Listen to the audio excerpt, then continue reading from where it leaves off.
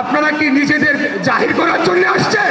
বাংলাদেশের রাজনীতির ইতিহাসটা আসলে একটা পুরনো নাটকের মতো। যে ক্ষমতায় বসে সেই ইতিহাস লেখার কলমটা পকেটে পুরে নেয়, পেন্সিল দিয়ে লেখা পুরনো ইতিহাসটা রাবার দিয়ে ঘষে ঘষে মুছে ফেলে আর তার জায়গায় নিজের নেতার নামটা বড় করে লিখে দেয়। 1952 সালের ভাষা আন্দোলন, 1971 সালের মুক্তিযুদ্ধ কিংবা 1990 সালের এরশাদ বিরোধী আন্দোলন, যারাই ক্ষমতার চেয়ারে বসেছে তারা রাজপথের আসল বীরদের রক্ত আর কষ্টকে ভুলে গিয়ে নিজেদের একা নায়ক বানানোর চেষ্টা করেছে। আমরা সাধারণ মানুষ ভেবেছিলাম 2024 সালের জুলাইয়ের সেই রক্তক্ষয়ী ছাত্র জনতার আন্দোলনের পর হয়তো এই নোংরা রাজনীতি বন্ধ হবে, কিন্তু না। 2026 সালে দাঁড়িয়ে জুলাই বিপ্লবের 2 বছর পূর্তির মুখে এসে দেশের মানুষ যা দেখল তাতে সবার চোখ কপালে উঠে গেছে।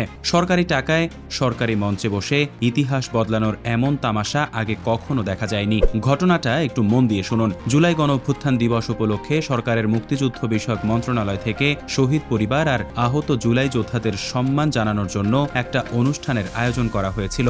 রাজপথে যারা গুলি খেয়েছে, যাদের সন্তান শহীদ হয়েছে, তাদের সম্মান জানাতেই এই আয়োজন।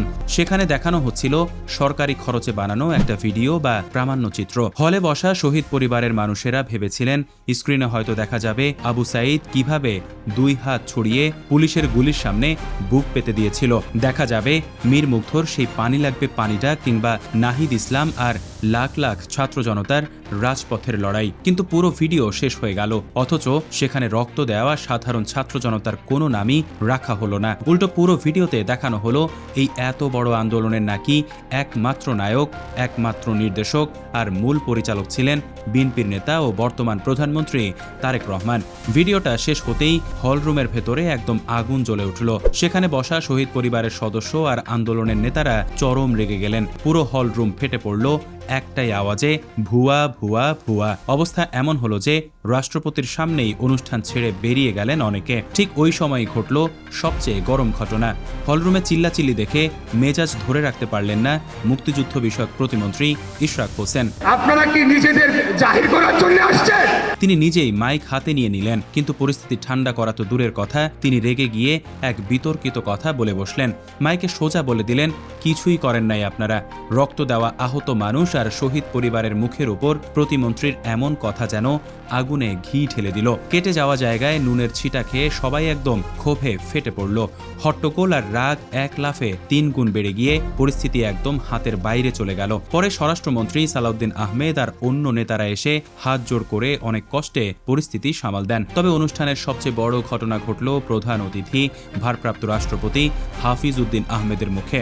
বক্তব্য দিতে উঠে তিনি নিজের সরকারের বানানো ভিডিওর উপর মারাত্মক রেগে গেলেন। ইশরাক হোসেনের মন্ত্রণালয় যে কত বড় ভুল কাজ করেছে তা সবার সামনে তুলে ধরে তিনি সোজা ভাষায় বললেন যে ভিডিওতে শহীদ আবু সাঈদের গুলি খাওয়ার দৃশ্য নেই, যে ছবিতে বেগম খালেদা জিয়া নেই, যে ছবিতে সাধারণ মানুষের রক্তের দাগ নেই, সেটা আর যাই হোক জুলাই বিপ্লবের ভিডিও হতে পারে না। তিনি একদম ঠান্ডা মাথায় ইশরাকের ভুল ধরিয়ে দিয়ে বললেন এই ভিডিওতে অনেক ভুল আছে, আর সবচেয়ে বড় ভুল হলো সেখানে আবু সাঈদের ছবি রাখা হয়নি। তবে একই সাথে তিনি দুঃখ করে বললেন বিদেশ থেকে আসা অতিথিদের সামনে এভাবে চিল্লাচিল্লি আর বয়কট করার কারণে তারা আমাদের দেশ সম্পর্কে খুব বাজে একটা ধারণা নিয়ে চলে গেলেন।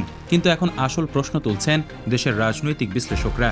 তারা খুব সহজ একটা হিসাব দিচ্ছেন, তারেক রহমানের এক ডাকি যদি সরকার পড়ে যেত তবে শেখ হাসিনা সরকার তো পড়ে যাওয়ার কথা ছিল 2023 সালের 28 অক্টোবর। সেদিন তারেক রহমানের ডাকে ঢাকায় 10 লাখ লোক এসে জমা হয়েছিল, কিন্তু পুলিশ একটা বাঁশি বাজাতেই মাত্র 10 মিনিটে সেই 10 লাখ লোক কোথায় হারিয়ে গেল? নেতা আগে পালিয়েছিল নাকি কর্মী আগে পালিয়েছিল? সেটাই তো বড় কথা। আর 10 লাখ লোক কিভাবে 10 মিনিটে হাওয়া হয়? তারা এসেছিল ক্ষমতার লোভে, রাজপথে গুলি খাওয়ার জন্য। তারেক রহমানের ডাকে একটা মানুষও মরতে রাজি হয়নি। এমনকি আন্দোলনের দিনগুলোতেও বিএনপির সাধারণ সম্পাদক মির্জা ফখরুল সাহেবকে বারবার বলতে হয়েছে এই আন্দোলন আমাদের না, বিএনপি এর সাথে নেই। কারণ তারা ভালো করেই জানতো এটা যদি দলের আন্দোলন হতো তবে কোটি কোটি সাধারণ মানুষ কখনো জীবন বাজি রেখে রাস্তায় নামতো না। তবে আজ যারা বিএনপির বিরুদ্ধে ইতিহাস মুছে ফেলার কথা বলে চিল্লাচ্ছে, বিশ্লেষকরা কিন্তু তাদের দিকেও আঙ্গুল তুলছেন, কারণ ইতিহাস কাউকে ছাড় দেয় না। আজ বিএনপির জায়গায় আগে যখন নাহিদ ইসলাম আর আসিফ মাহমুদরা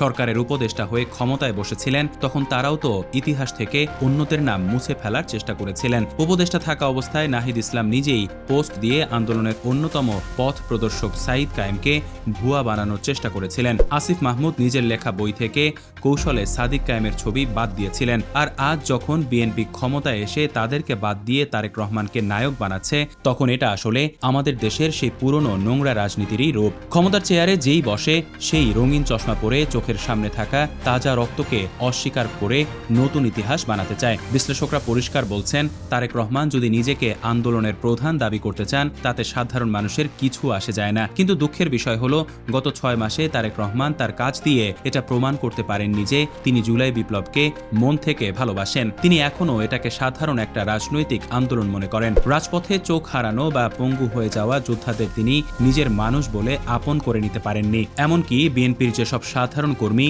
লাঠি আর গুলি খেয়ে রাজপথে রক্ত দিয়েছিল, তাদের খবরও আজ কেউ রাখে না। আজ তারেক সরকারের বড় বড় চেয়ারগুলোর দিকে তাকালে কি দেখা যায়? দেখা যায় রাজপথে বুলেটের সামনে দাঁড়ানো কোনো আসল বীরের জায়গা সেখানে হয়নি। সব বড় বড় চেয়ার দখল করে বসে আছে পুরনো সব সুবিধাবাদী লোক। তাই আজ কোটি কোটি টাকা খরচ করে তাকে নেতা বানিয়ে ভিডিও বানালেও সাধারণ মানুষের কাছে তা স্রেফ একটা ফাজিলরাম রাজনৈতিক তামাশা ছাড়া আর কিছুই না। ইতিহাসের পাতায় কার ছবি থাকবে আর কার নাম মুছে যাবে, তা ক্ষমতায় বসা কোনো সরকারের বানানো মিথ্যা ভিডিও দিয়ে ঠিক করা যায় না। ক্ষমতার চেয়ারে বসে তারেক রহমান কি পারবেন আসল বীরদের সম্মান দিতে, নাকি ইতিহাস মুছে ফেলার এই নোংরা খেলায় তারা পুরনো সরকারের পথেই হাঁটবেন? দেশের সাধারণ মানুষ আজ আর বোকা নয়। তারা খুব ভালো করেই জানে, বইয়ের পাতায় লেখা বানিয়ে তোলা ইতিহাস আর রাজপথে বুকের রক্ত দিয়ে লেখা আসল ইতিহাসের মধ্যে পার্থক্য কতটা আকাশ আর পাতাল। আসলে এই একটা ঘটনায় চোখ খুলে দিল যে ক্ষমতার মসনদে বসে দল বদলালেও মানসিকতা কতটা একই থেকে যায়। হাফিজউদ্দিন হয়তো নিজের মন্ত্রণালয়ের ভুলটা সবার সামনে ধমক দিয়ে ধরিয়ে দিয়েছেন, কিন্তু প্রশ্ন থেকে যায়, নিজের দলের তৈরি এই ইতিহাস চুরির চেষ্টা কি তিনি সত্যিই আটকাতে পারবেন, নাকি রাজনৈতিক চাপের মুখে পড়ে শেষ পর্যন্ত আসল সত্যিটাকেই চেপে যেতে হবে? প্রিয় দর্শক, এই পুরো ঘটনা নিয়ে আপনার কি মনে হয়? কমেন্ট বক্সে একদম সোজা ভাষায় আপনার মতামত লিখে জানান, আর চ্যানেলটি সাবস্ক্রাইব করে আমাদের সাথেই থাকুন।